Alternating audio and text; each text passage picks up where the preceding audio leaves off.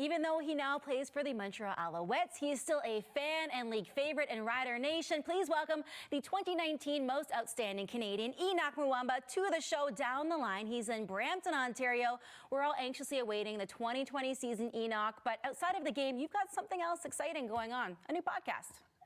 That's right. That's right. Thanks for having me, Jess. And yeah, I do have a great podcast on the way. A great lineup of great individuals that are ready to share kind of the lessons that they've learned along their journey. And I'm excited to kind of share with all my supporters and everybody really that wants to grow.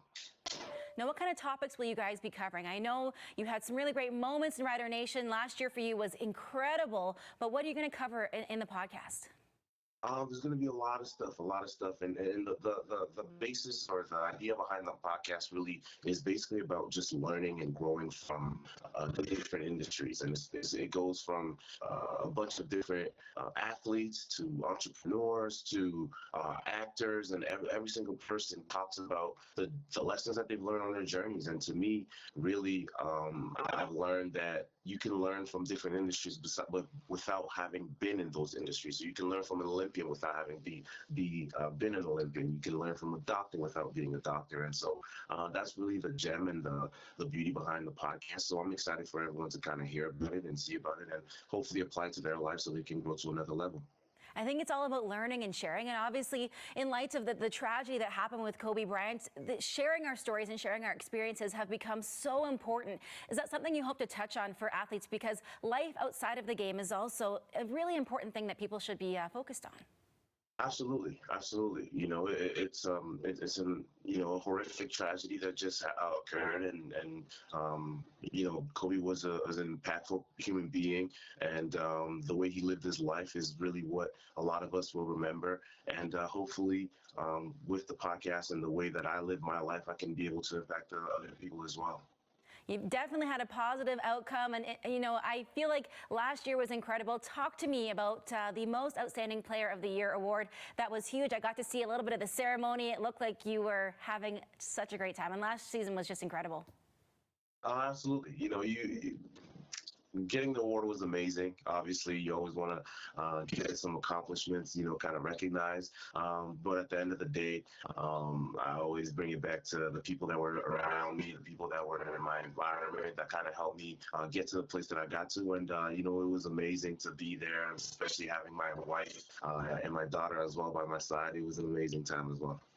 I can only imagine what's coming up. What's the off-season regimen for you like? I know everyone's gearing up. I can't wait personally for football season to begin again, and we'll be rivals when I see you on the field. But what's your off-season regimen like?